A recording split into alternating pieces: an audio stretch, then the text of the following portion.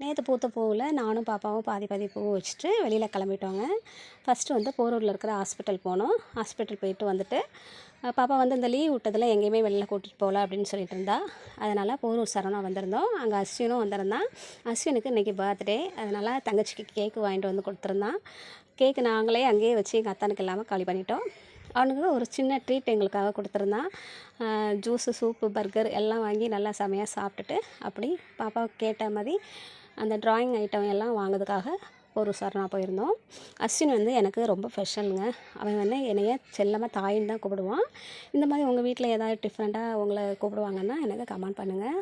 அவனுக்கு நான் எனக்கு வந்து ஒரு செல்ல பிள்ளை. அவன் வந்து எனக்கு 9 வருஷமாக குழந்தை இல்லைங்க. 9 வருஷம் கழிச்சு தான் பாப்பா பிறந்தா. அவன் தான் எனக்கு வந்து மூத்த பிள்ளை.